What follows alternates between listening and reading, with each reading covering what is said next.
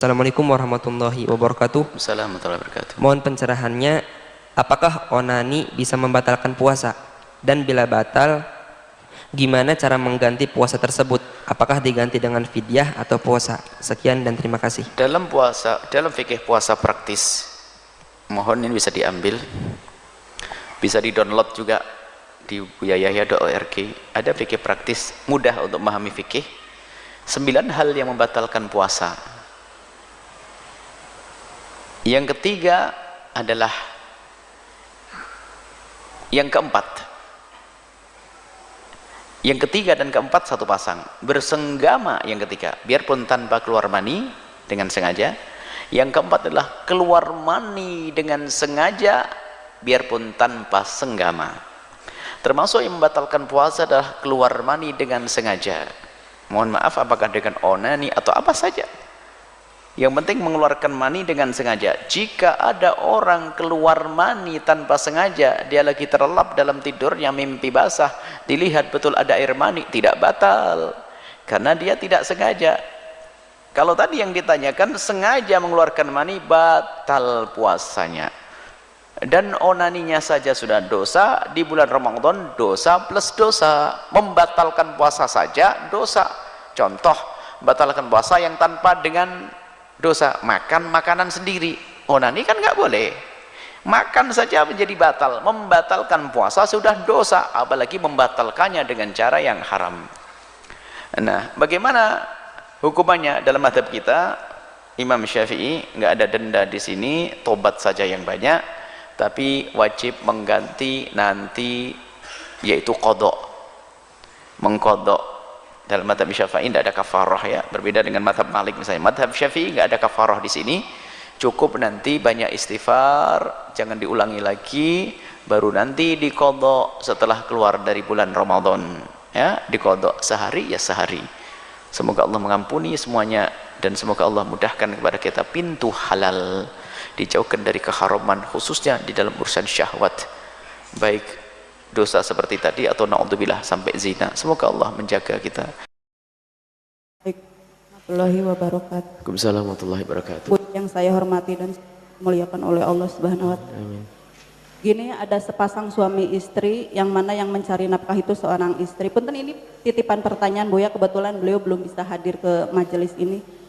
Ada sepasang suami istri yang mana yang mencari nafkah itu seorang istri. Namun di sini suaminya itu udah nggak mencari nafkah, ibadahnya juga kurang, jadi si istrinya itu jengkel, Bu, ya. Nah, kepengen si istri itu udah nggak mencari nafkah, pengennya tuh ibadahnya ditingkatkan gitu. Pernah si istri itu berontak, marah-marah, tapi nggak ada perubahan. Itu mohon solusinya, Bu, ya, gimana? Sampai dia tuh pernah gitu, udah berapa lama mendam kejengkelannya itu, diem aja gitu, Bu, ya. Mohon penjelasannya. Assalamualaikum warahmatullahi wabarakatuh. Assalamualaikum warahmatullahi wabarakatuh. Seorang laki-laki tidak bekerja, yang bekerja hanya perempuan dan tidak ada uzur kelihatannya. Lakinya laki menganggur. Wah, itu bukan laki-laki. Laki-laki kok nggak mau kerja, ini bagaimana ini? Bukan laki-laki. Laki-laki itu memberi nafkah, kecuali laki-laki tersebut ada uzur, sakit, sudah berusaha tetap bangkrut. Ada orang nasibnya nasib bangkrutan, namanya Pak Bangkrut, ya. Setiap dagang mesti bangkrut ada, memang nggak model dia, nggak bisa dagang. Sehingga di dalam rumah pun dia nggak bisa jadi pemimpin dalam urusan apapun, karena memang lemahnya dia. Ada orang semacam itu. Kalau memang ada orang nasibnya suka bangkrut, dia suruh berdagang pun juga bermasalah, nanti bangkrut. Ada ini kisah pada zaman Nabi, ada seorang wanita yang ngadu kepada Rasulullah karena dia selalu yang memberi nafkah. Suaminya itu adalah pailit, bangkrut, nggak punya duit, melarat. Nabi memberikan solusi yang adil. Nabi mengatakan bahwa kalau memang seperti itu, kamu makan dari mana? Kalau suamimu nggak pernah ngasih nafkah. Kalau bahasa orang sekarang, saya punya penghasilan kecil-kecilan ya Rasulullah. Kalau wanita tersebut mengatakan, aku masih punya peninggalan kebun korma dari orang tuaku ya Rasulullah. Cuman masa saya yang nombokin terus ya Rasulullah, suami saya pengangguran. Nabi berikan solusi yang pertama. Kalau memang suamimu tidak pernah memberi nafkah kepadamu, Pilihan pertama untukmu adalah kamu berhak minta cerai. Kenapa? Sebab namanya makan ini nggak bisa ditunda. Nggak boleh seorang suami ngomong, "Neng, makannya minggu depan seminggu sekali ya." Nggak ada. Biarkan sang wanita itu cerai, dicerai, kemudian menikah lagi, mungkin dapat suami yang bisa mencukupinya. Nggak boleh seorang laki-laki mengambil seorang wanita di dalam rengkuhannya dalam pernikahan lalu tidak beri nafkah, nggak boleh. Maka seorang istri berhak minta cerai jika sang suami tidak pernah memberi nafkah. Rupanya wanita tersebut masih punya hati. Apapun bentuknya dia adalah suami daripada bapak daripada anak-anaknya. Maka wanita tersebut berkata, "Ya Rasulullah, apakah ada pilihan lain selain harus bercerai?" Nabi menjawab, "Kalau begitu pilihan yang kedua, kamu tetap yang mencukupinya. Kamu yang ngasih nafkah kepada suamimu. Dan di saat seperti itu, kamu mendapatkan pahala yang berlipat-lipat. Pertama, pahala engkau nyenangkan suami. Kedua, pahala ngasih rezeki dan nafkah. Yang ketiga adalah pahala silaturahimmu dengan anak-anakmu." Maka wanita itu sambil tersenyum, "Ya Rasulullah, kalau begitu biar aku saja mencukupi." Tapi itu suaminya benar, masih sering minta maaf, nyanjung. Ini suami dungu, seandainya ada sudah nggak ngasih nafkah. Kadang-kadang sebelum akhir bulan ada cerita sudah nunggu, "Mana duitmu?" Lah ini kan nggak enak bener, sholatnya ogah-ogahan. Wah ini betul-betul tuh salah pilih dulu, ngapain nikah dengan dia itu? Ibaratnya begitu loh. Dan para suami hendaknya sadar kalau dirimu punya kelemahan, bukan berarti setelah itu Islam memaksa kita harus berhasil, tidak. Kalau memang seorang suami nasibnya bangkrutan, itu paling tidak kata maaf, mungkin suaminya, istrinya yang memenuhi kebutuhannya. Besarkan hati sang istri, tidak perlu merasa terpuruk lalu dikit-dikit marah dengan istri karena merasa di penguasanya adalah istri. Bukan menguasai istri, memang yang punya duit istri kok. Ya kan tidak lucu kalau seandainya suami nggak kerja, tatonya duit semuanya brol diberikan ke suami, suaminya sudah nggak bisa ngatur duit, kan tambah hancur-hancuran begini. Jadi semestinya seorang suami di saat dia menemukan kelemahan dalam dirinya, ekonominya lemah, mungkin istrinya lebih tinggi gajinya, atau suaminya nggak punya, paling tidak punya penghargaan, dan kata maaf, itu saja sudah cukup. "Maaf istriku, aku belum bisa." Dan mengerti. Dan paling tidak mengerti keinginan suami. Kemudian ini enaknya, paling enak-enaknya suami ini. Kalau yang diceritakan ini, kalau suaminya dengar, paling enak-enaknya suami. Biar nggak apa-apa kerja, nggak apa-apa, tapi yang penting ibadahnya bener. Ini kan paling enak-enaknya suami. Biarpun nggak boleh suami itu hanya menikmati ibadah, lalu istrinya suruh ke pasar. Ada pengaduan, suaminya keliling berdakwah 40 hari, 4 bulan dan sebagainya. Tak-taunya Pak, istrinya suruh di pasar cari duit, suaminya pulang ngambil duit. Wah ini kalau ketemu Syekh Ilyas berdiri menjamaah tabligh, itu akan dimarahi itu bapak-bapak itu. Syekh Ilyas wali besar, tidak akan mengajari yang demikian ini. Ada pengaduan sebagian orang gara-gara suaminya ikut dakwah khuruj, istrinya telantar, itu nggak benar menurut Syekh Ilyas juga. Jamaah tabligh adalah satu perkumpulan yang dahsyat hebat, tapi ada sebagian orang perilakunya salah. Kayak begitu tadi, bukan ajaran Islam. Mestinya seenak-enaknya suami kalau ternyata istrinya hanya menginginkan meningkatkan ibadah. Lalu solusinya bagaimana? Solusinya adalah datangkan orang yang adil yang bisa menengahi semuanya, menjelaskan, berikan pemahaman. Sebab yang menjadi masalah adalah kadang seorang suami tidak ngerti syukur juga. Satu sisi wanita ini biasanya umumnya, kalau umum itu tidak semuanya. Kalau anggap mereka umum, Anda tidak umum, gitu saja. Umumnya wanita itu kalau sudah punya kelebihan, itu yang gampang muncul adalah kesombongannya. Emosinya cepat naik. Itu wanita di saat diberi oleh Allah kelebihan umumnya, tapi kan Anda bukan umum. Anda orang istimewa. Anda orang-orang aneh. Umumnya wanita itu kalau diberi oleh Allah kelebihan, gajinya lebih tinggi, karirnya lebih, itu sudah mulai sewenang-wenang dia. Mulai ngangkat suara berani kepada suaminya. Dikit-dikit minta cerai. Dan coba diperhatikan, rata-rata janda yang dicerai itu adalah di saat ada kesombongan, di saat diberi Allah kelebihan. Kalau lebih suami dikit-dikit cerai saja aku bisa kok. Itu kebanyakan wanita, dan begitulah fitrahnya. Karena wanita adalah lembut, di saat mengangkat beban yang agak berat terasa berat. Beban ekonomi kan berat, bebannya suami dibebankan seorang wanita yang lembut, yang cantik, yang lembut, penuh kasih. Dia harus punya beban nafkah. Maka lihat, mudah protes. Maka kita belum tahu juga yang bertanya itu, yang titip bertanya itu, apakah sebetulnya dia wajar atau sudah mulai meningkat kesombongan karena sudah beri nafkah sehingga sewenang-wenang, dikit-dikit salah, suaminya salah semuanya. Bisa jadi masuk bab ini, karena wanita rata-rata semacam itu. Tapi bukan Anda. Wanita, hati-hati.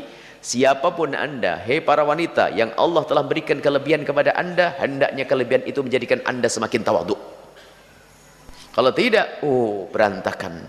Enggak mau dipimpin oleh suami. Mentang-mentang. Karena apa? Anda adalah orang yang lembut. Bukan makhluk lembut ya. Manusia lembut. Makhluk lembut hantu. Anda adalah orang yang lembut dengan penuh kelembutan. Di saat Anda punya beban berat sedikit, merasa berat. Sehingga kadang-kadang kalau sedikit emosi saja langsung cerai saja aku, tinggalkan aku bisa, bisa tolak pinggang di depan sang suami. Wah, ini macam-macam model wanita semacam itu. Tapi wanita solehah tidak semacam itu. Wanita solehah itu adalah mewarisi akhlaknya siapa? Sayyidah Khadijah Al-Kubra, orang kaya raya yang luar biasa di kota Mekah, akan tapi bagaimana tawadhu'nya dengan Rasulullah.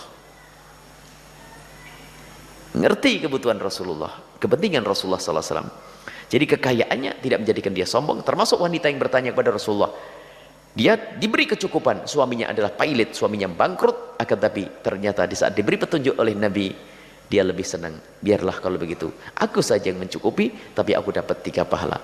Maka semoga ibu yang bertanya tadi, titipannya tadi, mendapatkan 3 pahala. Kemudian setelah itu, yang kedua, meredam emosinya supaya tidak menonjolkan karyanya atau prestasinya di depan sang suami. 1. Kemudian sang suami semoga segera sadar, paling tidak kata maaf, sanjungan ya, dan seterusnya. Jangan sampai suaminya semakin seenaknya sendiri. Naudzubillah, itu bukan laki-laki seenaknya sendiri. Berusaha, tapi setelah itu tetap berusaha.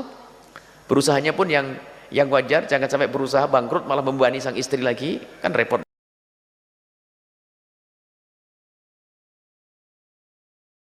Buya, berbicara tentang bagaimana dalam memilih pasangan hidup. Kadang timbul beberapa pertanyaan dalam benak saya.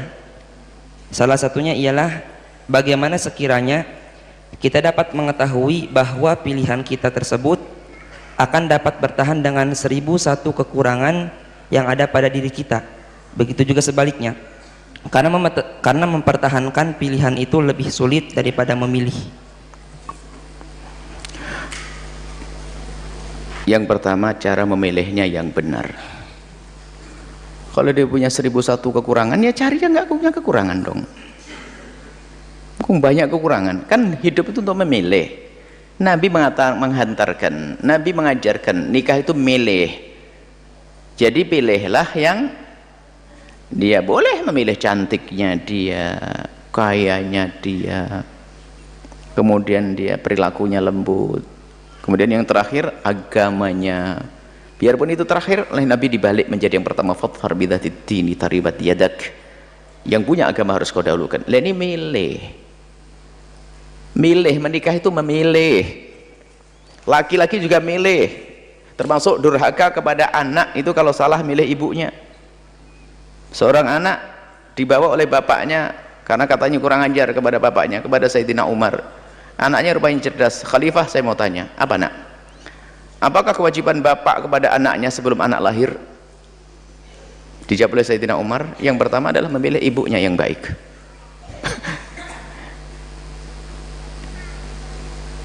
Bapak saya tidak pernah memilihkan ibu yang baik untuk saya.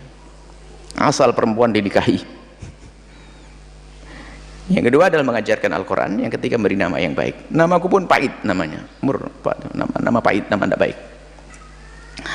Jadi memilih itu penting. Nah, kalau sudah memilih, yang repot itu tidak memilih, terlanjur cinta. Kalau sudah terlanjur cinta, gula Jawa rasa coklat. Ya orang bahlul, gula Jawa rasa coklat. Gula Jawa ya gula Jawa. Bahkan dulu pernah ada kotoran kucing rasa coklat. Aneh banget ini. Ini kalau sudah jatuh cinta dulu nggak bisa memilih, itulah yang repot menyelesaikan urusannya.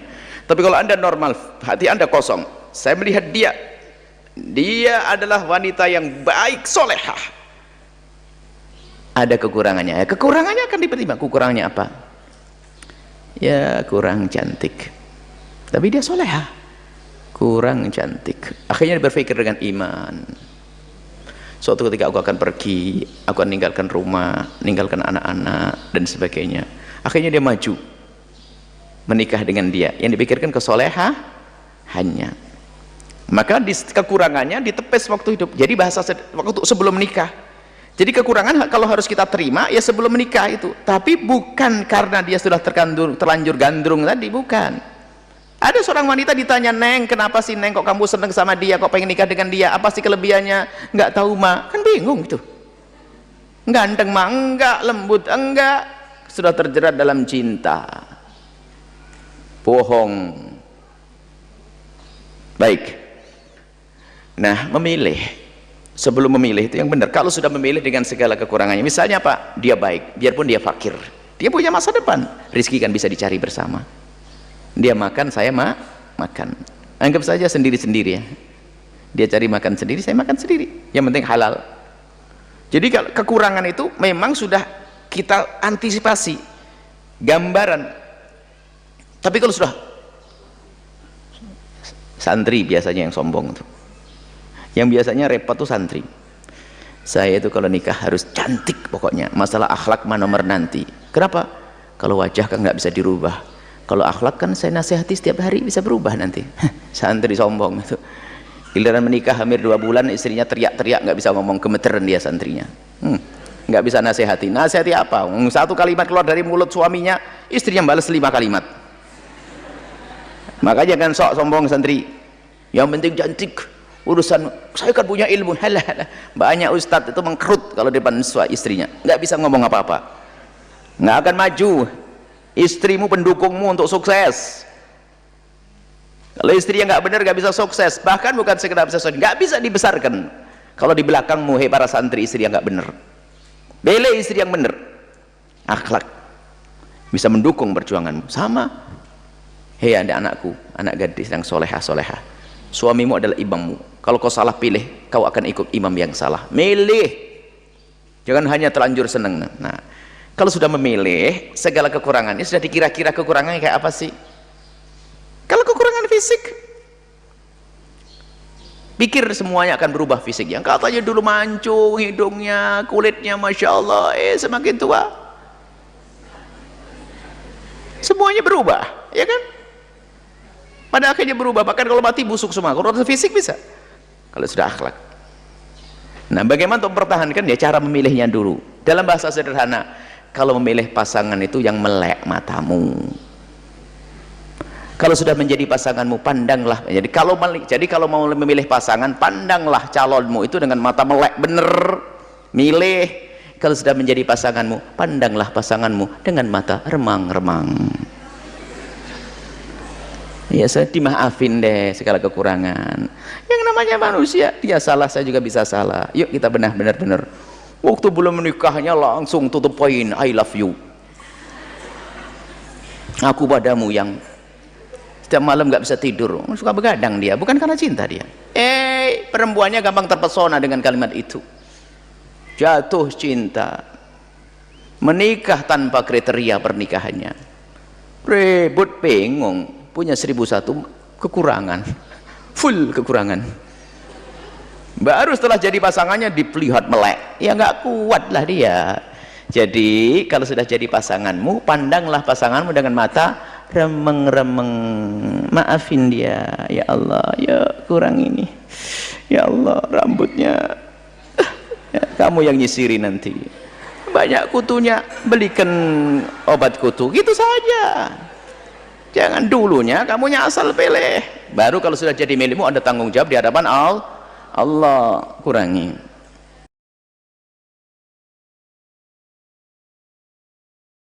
Mau tanya, mau penjelasan lebih dalam lagi dari Buya. Gini Buya, kemarin itu 2 minggu yang lalu gitu, saya ikut kajian. Tapi dia nggak mau disebut ustadz sih, tentang apa itu teh, penjelasan Al-Quran gitu.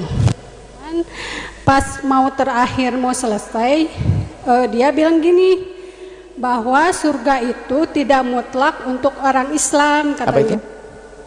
Bahwa surga itu tidak mutlak untuk orang Islam gitu. Terus? Jadi agama yang lain juga ada orang-orang yang beriman. Baik. Dan mereka juga berhak untuk masuk surga.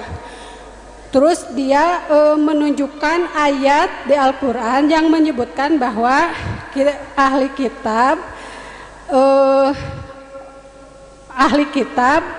di selain itu ya, katanya yang beribadah dan mendapat pahala dari sisi Allah, kan gitu ya. Baik. Terus saya kan merasa tidak puas dengan yang dia omongkan, jadi saya bantah gitu. Kalau menurut saya kunci surga itu kan syahadat la ilaha illallah Muhammadar Rasulullah gitu. Terus sama saya dibilangin bahwa ada hadis Nabi yang bilang ahli kitab dan orang beriman kalau mendengar tentang kerasulan terus tidak mengikuti ajaran saya, tempatnya adalah di neraka. Saya bilangin gitu, tapi sama si yang pengajar itu bilang, itu kata siapa? Ada hadis, tapi saya lupa lagi dari mana, pernah dengar gitu. Terus dari Al-Quran juga saya pernah dengar gini, bahwa orang beriman, orang yang berbuat baik selain Islam atau kafir, bahwa amal ibadahnya sia-sia, kan gitu ya. Malahan dia bilang gini, nanya lagi ke saya, kalau misalnya Nabi Ibrahim itu agamanya apa? Ya Islam. Terus saya bilangin gini lagi, kalau nggak salah saya dengar bahwa kata Nabi, kalau misalnya Nabi Musa dan Nabi Isa masih hidup, pasti dia juga akan mengikuti ajaran Nabi Muhammad, kata saya teh gitu. Dia teh malah gimana, kata siapa gitu, gimana Buya, saya ini merasa teman-teman soalnya kayak takut apa itu akidah yang saya dapat, takut kis atau terpengaruh gitu. Tolong dijelasin kembali. Baik, yang pertama. Makasih. Sama-sama. Yang pertama, dia tidak boleh jadi ustadz lagi, usir dari majelis Anda. Siapapun dia. Dia ngajari iman yang salah, mau jadi ustadz. Nggak boleh lagi, jangan hadirkan di majelis lagi. Jangan mendengar ceramahnya dia. Oh, ini bahaya sekali. Orang di luar Islam tidak mendapatkan surga Allah. Ini jelas. Dan tidak usah maksain deh. Wong mereka sendiri tidak mengharap surganya Allah, kok aneh banget itu orang. Apakah orang muda meminta surganya Allah? Dia merasa punya Tuhan sendiri kok, urusan masing-masing. Kenapa Ustaz itu kok maksain banget itu? Wah, aneh banget itu orang itu. Sakit dia itu. Orang Hindu Buddha nggak pernah berhayal, bercita-cita pengen masuk surga yang kita yakini kok dia. Mereka punya cita-cita masing-masing. Kenapa harus kita paksain? Dia aja tidak maksa kok.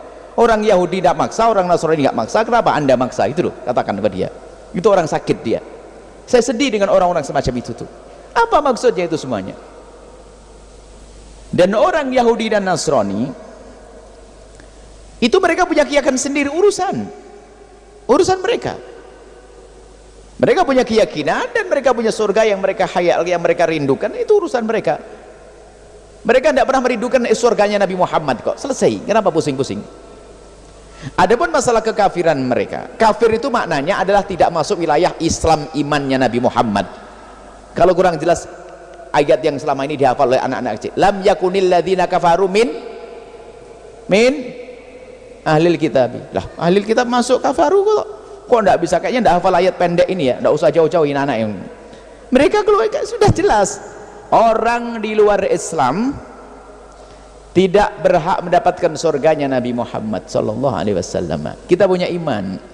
Adapun kalau mereka punya khayalan hayal surga, urusan agama itu masing-masing, dan kita pun tidak boleh mencaci mengolok, nggak ada. Tapi keyakinan kita surga Allah subhanahu wa ta'ala hanya untuk orang yang beriman kepada Allah dari umat Nabi Muhammad di zaman ini. Dan sebelum Nabi Muhammad memang belum ada Nabi Muhammad, ya ikut nabinya dong. Nabi Musa punya pengikut, dan pengikutnya yang masuk surga yang percaya Nabi Musa, yang ngikuti Nabi Musa. Nabi Isa pun yang ngikuti Nabi Isa, karena agama Nabi Musa dengan Nabi Isa dengan Nabi Muhammad ada sama, tidak ada perbedaan. Makanya kalau ada orang yang mengatakan orang yang mengakui Tuhan selain Allah kok masih punya keselamatan, punya surga, dia murtad. Tidak usah diragukan kali ini, murtad. Awas, hati-hati, ini yang dibahas ini, murtad. Bahaya sekali, sehingga orang nanti mengatakan kalau begitu aku tidak perlu lagi masuk Islam, sudah punya surga juga, ngapain. Bahaya banget, jangan dianggap remeh kalimat itu. Biarpun itu diucapkan oleh katanya ustadz gede, jubahnya imamahnya lebih gede dari yang saya pakai. Awas, hati-hati, ini masalah keimanan, saya harus tegas begitu. Terserah siapa yang ngomong itu, karena ini keyakinan, tidak tahu siapa orangnya, saya tidak paham. Awas, hati-hati, murtad yang mengatakan semacam itu, bahaya, itu keimanan. Dan kalau kita mengatakan orang di luar Islam tidak masuk surga, ini bukan penodaan, mereka pun juga mengatakan yang sama kok. Kenapa kok pusing banget itu orang? Itu biasanya orang yang pengen berbuat, pengen merangkul semuanya, merangkul orang di luar Islam, mencekik saudaranya sendiri, itu orang.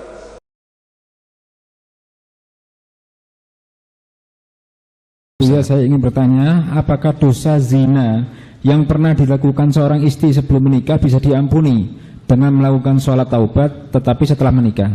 Apakah 8 pintu surga seorang istri masih terbuka karena dosa tersebut, Buya? Mohon penjelasannya. Baik, masalah zina, semoga Allah menjauhkan kita dari zina. Zina itu kehinaan, hanya orang rendah yang berzina. Maka jika ada seorang hamba teruji dengan perzinaan, maka dia telah terendahkan. Susah melakukan zina kecuali bagi orang rendah. Semoga yang pernah kepleset dalam zina Allah ampuni dan Allah beri kesadaran. Sebelumnya saya kasih kisah. Ada namanya Hindun, Sayyidah Hindun. Itu adalah seorang wanita yang pernah menyuruh Wahsy membunuh Sayyidina Hamzah. Membayar Wahsy bunuh Hamzah karena begitu marahnya kepada Rasulullah dan dendamnya kepada Nabi Muhammad. Akhirnya Wahsy membunuh Hamzah, dan begitu marahnya sang Hindun tersebut, sebelum masuk Islam itu dibelah dadanya Imam Sayyidina Hamzah dan digigit hatinya, sehingga digelari Hindun Akilatul Akbat, Hindun yang makan hatinya Sayyidina Hamzah. Tapi ternyata Allah yang Maha Kasih, pandangannya Hindun kepada Rasulullah berubah suatu ketika menjadi pandangan hormat, sehingga karena pandangannya sudah tidak pandangan musuhan dengan Nabi Muhammad, Allah kirim hidayah, Hindun masuk Islam. Di saat Hindun masuk Islam bersama para wanita datang ke Rasulullah. Di saat datang ke Rasulullah ingat Hindun, Nabi Muhammad menyapa, kau Hindun? Iya ya Rasulullah. Baik, kau datang dengan wanita semua dan kaum wanita? Iya Rasulullah, kami datang dengan kaum wanita. Baik, kalau begitu wahai kaum wanita, berbaikatlah kalian, berjanjilah kalian. Ya Rasulullah, berjanji apa ya Rasulullah? Berjanjilah kalian untuk tidak menyekutukan Allah. Kami berjanji untuk tidak menyekutukan Allah. Apalagi ya Rasulullah? Berjanjilah kalian untuk tidak mencuri. Kami berjanji untuk tidak mencuri. Apalagi ya Rasulullah? Berjanjilah kalian untuk tidak minuman keras. Kami berjanji untuk tidak minuman keras. Apalagi ya Rasulullah? Berjanjilah kalian untuk tidak berzina. Diam. Hindun mengangkat suara, ya Rasulullah, atazdil hurratu ya Rasulullah, apakah kebayang orang seperti saya melakukan zina? Kok suruh berjanji tidak berzina? Apakah kebayang? Bagi orang mulia susah melakukan zina. Wanita mulia susah melakukan zina. Baik. Akan tapi mungkin ada orang yang kepleset dalam zina. Artinya seperti itu. Jadi harus tahu kemuliaan diri. Susah melakukan zina. Nggak gampang melakukan zina. Karena seorang wanita yang melakukan zina, dia rela direndahkan, digagai, direndahkan oleh kaum laki-laki. Rendah tanpa harus dengan akad dan sebagainya. Tapi ketahuilah, Allah Maha luas dengan pengampunnya. Mungkin ada di antara yang mendengar suara ini, mungkin, dan semoga tidak ada. Mungkin ada yang pernah kepleset dalam zina. Allah Maha luas dengan pengampunannya. Sebesar apapun dosa tersebut, ketahuilah, kalau minta ampun kepada Allah dengan serius, at-taibu minadz-dzambi kaman la dzambalah. Orang bertobat dari dosa seperti orang tidak pernah punya dosa. Apalagi dosa terjadi dulu pada masa mudanya. Akan tapi urusan perzinaan secara tobatnya yang pertama adalah sembunyikan dari manusia. Jangan sampaikan kepada siapapun dari bangsa manusia. Manusia tidak bisa mengampuni, manusia hanya bisa mencaci dan menghinakan kita. Anda, kalau ada pernah kepleset, tutup aib tersebut. Jangan ceritakan kepada siapapun. Jangan kepada calon suami, jangan kepada siapa. Tutup. Ada seorang datang ke Rasulullah, ya Rasulullah, halaktu wa qad zanaitu fatahhirni. Ma'is. Ya Rasulullah, aku kepleset dalam zina, sucikan aku ya Rasulullah. Nabi mengatakan, la'allaka lamasta. Mungkin kamu tidak sampai zina. Dialihkan Nabi, mungkin hanya bersentuhan saja. Tidak ya Rasulullah, aku berzina. La'allaka qabbalta. Mungkin kamu hanya mencium saja. Tidak ya Rasulullah, aku melakukan. La'allaka fakhatta. Mungkin di antara dua paha saja. Tidak ya Rasulullah, aku melakukannya. Baru setelah yang keempat ditegakkan hukum kepadanya. Artinya apa? Urusan perzinaan hendaknya kita tutup, sebab aibnya zina bukan seperti yang lainnya. Orang kafir masuk Islam mu'allaf, cucu masih bisa bangga, ayahku mu'allaf, kakekku mu'allaf. Tapi kalau seorang cucu punya kakek berzina, akan nempel aib itu di jidatnya sampai kapanpun. Maka takutlah kepada zina. Ada pintu halal, kenapa harus masuk zina? Tapi apapun bentuknya, mungkin ada orang yang pernah kepleset dalam zina. Anda bertobat, minta ampun kepada Allah. Syarat tobat yang pertama urusan zina, jangan cerita kepada siapapun dari bangsa manusia. Kalau Anda pernah bercerita, sudah cukup untuk dia saja yang tahu. Selebihnya jangan. Kemudian setelah itu mengadulah di tengah malam kepada Allah dengan tetesan air mata. Sebab-sebab yang menjadikan Anda terjatuh zina, Anda jauhkan semuanya. Kalau Anda menyesal dengan sungguh-sungguh, maka ketahuilah, at-taibu minadz dzambi kaman dzambalah. Orang bertobat dari dosa seperti orang yang tidak pernah punya dosa. Maka yang pernah kepleset dalam zina, jangan kecil hati. Allah Maha luas dengan pengampunannya. Dengan catatan kita memang rindu pengampunan dari Allah, mengadu kepada Allah. Sebanyak apapun zina yang pernah dilakukan, sebesar apapun dosa yang pernah dilakukan, maka ketahuilah, kalau sudah tobat, Allah akan ampuni. Allah akan ampuni. Maka jangan gampang cerita tentang masa lalu yang busuk, masa lalu hina. Yang lalu biar berlalu. Menangis kepada Allah, bisa diampuni, bertanya. Apalagi itu kejadian sudah lama. Akan tapi lebih dari itu yang perlu kami ingatkan, yang sudah menikah, seorang wanita zaman ini kami mendapatkan pengaduan mengerikan sekali. Wanita-wanita gara-gara ada WA grup teman SMA mulai tergoda, keluar dari kesetiaan kepada suaminya. Ini banyak, ada yang terjadi. Jadi anak ibu-ibu sudah umur 55, ada ibu-ibu umur 60 tahun, subhanallah, dihinakan oleh hawa nafsunya gara-gara grup WA, grup reuni SMA zaman dahulu, sehingga terkenang dengan tak taunya sudah menjadi duda dia, tak taunya ada WA dan sebagainya. Sudah tua sampai anaknya kebingungan mengurusi ibunya, tak taunya lebih senang lari dan melakukan kehinaan zina. Hati-hati, bahkan punya suami karena dia wanita direndahkan. Akan tapi takutlah kepada Allah. Jaga kalau punya grup WA, hati-hati. Jika ada yang mengajak masuk neraka, jangan mau. Urusan syahwat itu ya, jangan sampai masuk kepada pintu zina, jangan dekati zina. Na'udzubillah. Kadang belum tentu orang tersebut lebih bagus, akan tapi setan yang menjadikan bagus. Mungkin suaminya lebih segala-galanya, cuman gara-gara seorang perempuan tidak pernah menjaga matanya, sehingga dia akan tergoda lalu melakukan keharaman dengan laki-laki lain yang mungkin lebih rendah dari segala-galanya, akhlaknya, kegantengannya dan segalanya. Karena apa? Setan yang menghiasinya. Takutlah, ini masalah ini banyak pengaduan-pengaduan seorang istri, bahkan seorang istri yang ngadu dengan dirinya sendiri yang mengadu. Dia tiba-tiba berkata, Buya, kenapa saya masih sudah punya suami, tiba-tiba kalau saya terpesona dengan kawan lamaku dan saya susah menghilangkan kenangan itu. Saya tiba-tiba ingat sampai saya dengan suami saya kurang mengabdi. Dia insaf. Ngadu yang gak insaf, bablas dia dalam kehinaan. Begitu juga kaum laki-laki, hati-hati, jangan gampang melihat yang haram, menjadikan sebab di rumah kita tidak indah.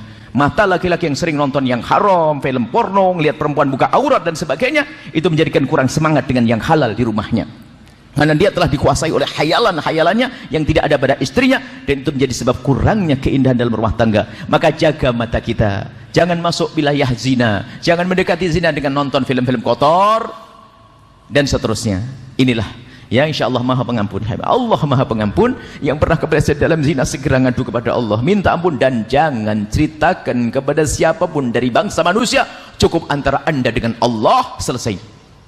Bahkan tidak disunahkan kalau seandainya ada negara Islam, tidak disunahkan kita ikrar untuk dicambuk dan dirajam, nggak disunahkan. Disunahkan untuk menutup. Kenapa? Ini lebih aman. Kenapa? Dia tidak hidup sendiri. Agar apa? Agar anaknya tetap terhormat, agar keluarganya tidak tetap terhormat. Tapi kalau sudah dia dirajam, biarpun dirajam itu masuk surga, maka keluarganya akan berkata, oh nenekmu ya itu, ibumu ya itu. Di zaman sekarang tidak mustahil ada orang merendahkan. Pada zaman Nabi ada. Waktu kisah Ghamidiyah itu, setelah dirajam oleh Rasulullah, mati dirajam, ada sebagian berkata, mici, mati dalam keadaan dirajam karena zina, direndahkan. Nabi marah.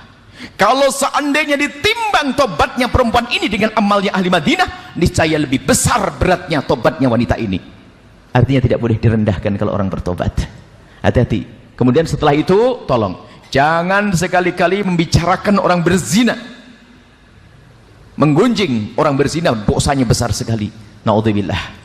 Khawatir kita diuji oleh Allah dengan kehinaan yang serupa. Kalau anda mendengar berita perzinahan, bahkan kalau ada orang bercerita kepada anda tentang perzinahan, tutup, biar kita saja yang tahu, selesai, jangan cerita ke siapapun. Inilah cara bertobat dari zina. Semoga Allah menjauhkan kita dari zina. Ada pintu halal, ada cara nikah yang gampang. Kalau belum berani resepsi, ya yang gratisan, ya nggak pakai resepsi dulu lah, yang penting meleh ayam kayak gitu sudah beres. Jangan masuk wilayah zina. Hati-hati ya, zina adalah hina dan hina. Pintu halal mudah. Kalau ada yang menikah hari ini, tak nikahkan depan Habib Syahlan, langsung nikah Habib.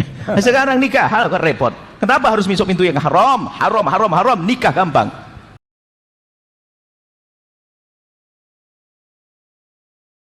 Saya mau tanya, kalau ada istri yang tidak mau diajak, berhubungan badan dengan alasan sakit dan belum mau punya anak, apa yang harus saya lakukan sebagai suaminya?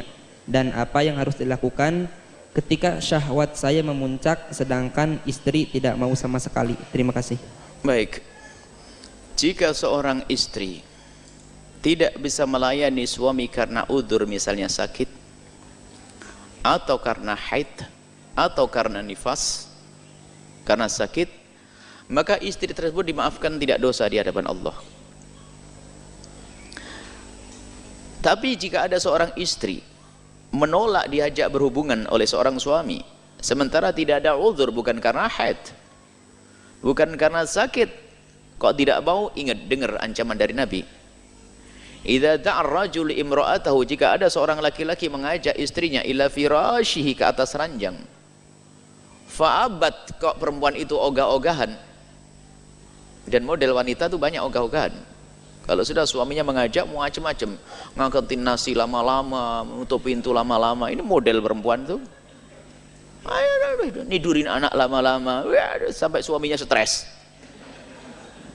Nah itu alasannya, padahal suaminya sudah mulai tadi manggil-manggil, dia nggak paham-paham. Bukan nggak paham, memang itu penyakit perempuan. Perempuan yang kurang paham. Kalau mengerti hadis ini, lihat, fa'abat, lalu kok ogah-ogahan sang perempuan tersebut. Fabata ghadbana, kemudian sang suami tadi semalam suntuk kok ngedongkol. La'anat hal malaikatu, maka terkutuk, dikutuk oleh malaikat, didoakan jelek, dikutuk oleh malaikat hatta tusbih, sampai pagi. Hadis ini bagi sebagian orang dianggap hadis merendahkan wanita. Masa gitu aja dikutuk malaikat? Anda memang bukan orang harmonis. Ini ada orang-orang yang Islam ngaco itu menganggap ini hadis merendahkan perempuan. Tapi bagi saya, bagi kami waktu membaca ini adalah hadis yang paling indah untuk perempuan. Coba, seorang perempuan diajak suaminya kemana? Naik gunung, ngangkat batu, berjemur, ke tempat yang paling indah di rumah kita, di atas ranjang. Ini kan paling enaknya, bukan? Kalau ada seorang perempuan suruh ngangkat batu oleh suaminya, kok nggak mau dikutuk malaikat? Bukan begitu kok. Diajak indah, makanya dalam pemahaman kami ini adalah hadis yang paling indah untuk perempuan. Sudah begitu ya ancam, kalau nggak mau awas. Suruh enak, suruh seneng, nggak mau diancam, awas ya. Duh, enak bener itu. Dikutuk malaikat sampai pagi. Ini hadis paling indah. Artinya apa? Jangan sampai Anda sebagai seorang wanita semacam itu. Dan tingkat ogah-ogahan itu macam-macam, sampai tidak melayani suami, dosa besar. Ada tingkat ogah-ogahan yang tadi itu, yaitu nutup pintu aja lama-lama banget, muter sana ini, ngangetin sayur, ya ada aja. Biasanya nyuci piring besok, gara-gara suaminya pengen langsung nyuci piring malam itu. Ya ada enggak begitu, Pak? Ada. Wah, nasib buruk tuh. Baik, nah sekarang kalau tidak punya udzur, awas, hati-hati, jangan nolak. Kemudian pertanyaannya, jika Anda seorang wanita yang punya udzur, misal dalam keadaan haid atau Anda sakit, Anda harus menjadi wanita cerdas, aktif, inovatif. Mohon maaf, ini adalah ilmu Kadang-kadang seorang wanita kalau sudah haid itu langsung libur, full libur, sholat tahajud, libur, masakin, sarapan, libur. Suaminya orang yang takut kepada Allah, ketemu di jalan, orang buka aurat, tersingkap, dia tidak sengaja, lalu bangkit syahwatnya, pulang ingin melampiaskan dengan istri haid. Sudah itu sama istri dibiarkan begitu saja. Na'udzubillah. Harus Anda tahu, wahai para istri yang solehah, memang di saat Anda dalam keadaan haid, tidak boleh Anda melayani suami dengan mengizinkan memasukkan ke wilayah Anda, tidak boleh. Dosa besar. Tapi Anda bisa menyenangkan dengan bermacam-macam cara. Dengan bermacam-macam cara. Yang penting tidak masuk ke wilayah tersebut sampai suami puas. Apakah dengan mohon maaf ini mufakhadah dengan paha atau dengan tangan, asalkan tangan istri, maka suami tidak dosa. Tapi kalau suami mencari kesenangan dengan tangannya sendiri, Anda ikut dosa. Mungkin Anda sekedar demam kan di sini, yang lain kan tidak demam. Anda layani sampai dia selesai. Ini loh cerdas wanita. Jangan sampai seperti yang bertanya tadi, stres dia.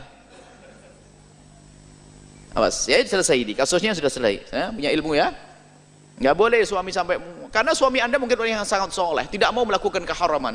Sementara godaan di luar biasa besar. Naudzubillah, lalu bangkit syahwat. Atau ya suaminya, istrinya begitu, gara-gara haid sudah libur semuanya.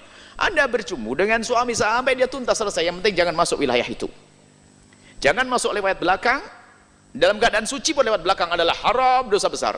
Jangan masuk wilayah depan dalam keadaan haid. Kalau Anda punya sakit, Anda bisa melakukan. Yang penting selesai. Suami, jangan sampai suami mencari kesenangan dengan dirinya sendiri. Apalagi na'udzubillah melakukan zina di luar gara-gara seorang istri, na'udzubillah. Baik. Kemudian sisi lain, hei para suami, termasuk dosa Anda jika memaksa istri untuk melayani dengan cara yang khusus tadi, jika istri tidak mampu mungkin dalam keadaan sakit. Anda tidak boleh memaksa istri dalam keadaan sakit untuk melakukan itu. Mungkin ada lain lagi, misalnya istri sakit, sakitnya adalah sakit urusan mandinya.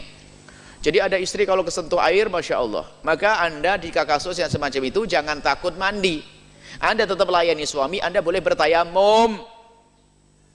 Agak debu, tayamum.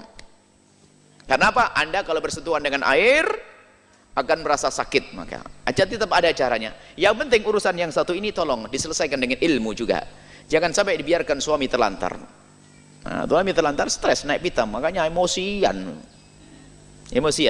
Jadi, dan di sisi lain, wahai para suami, kalau Anda melihat istri Anda sakit, Anda harus mengerti. Jangan Anda paksa untuk melayani Anda dalam keadaan sakit. Apalagi yang mungkin dia tidak akan bisa melakukan. Sampai Nabi itu mengajarkan agar suami itu kalau mau pulang ke rumah itu memberi tanda, jangan bikin kejutan. Bayangkan suami seenaknya, istri lagi tidur enak-enak dibanguni suruh melayani. Ini Anda zalim. Mungkin Anda sudah kasih tahu, Ma atau Umi atau Neng, ya, saya mau pulang nanti jam 12. Padahal kalau sudah ngasih jam itu berarti Anda siap-siap, gitu loh. Yang paham, cerdas, suruh belanja dok cerdasnya, ini kan repot. Seperti itulah. Semoga Allah menjaga kita semuanya.